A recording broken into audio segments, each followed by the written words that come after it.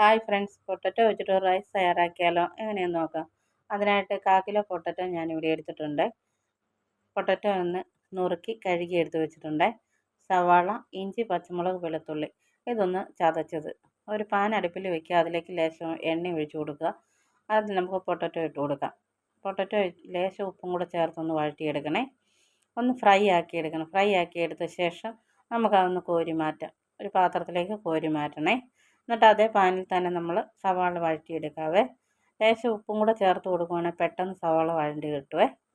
അത് വഴറ്റിയ ശേഷം നമുക്കതിലേക്ക് മഞ്ഞൾ പൊടി, മുളക് പൊടി, ഗരം മസാല, മല്ലിപ്പൊടി, കുരുമുളക് പൊടി ഇതിൻ്റെ പച്ചമണം മാറുന്ന വരെ ഒന്ന് വഴറ്റിയെടുക്കണേ.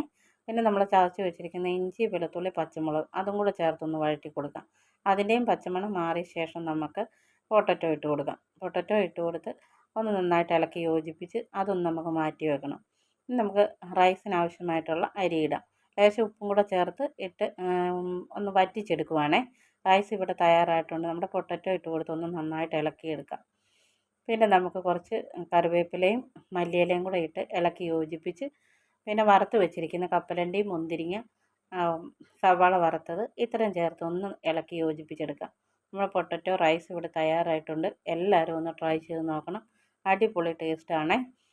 എല്ലാവർക്കും എൻ്റെ ചാനൽ ഇഷ്ടപ്പെട്ടുവെങ്കിൽ ലൈക്ക് ചെയ്യുക, കമൻറ്റ് ചെയ്യുക, സബ്സ്ക്രൈബ് ചെയ്യുക. നാളെ ഞാൻ മറ്റൊരു വീഡിയോയുമായി നിങ്ങൾക്ക് മുന്നിൽ വരുന്നതായിരിക്കും.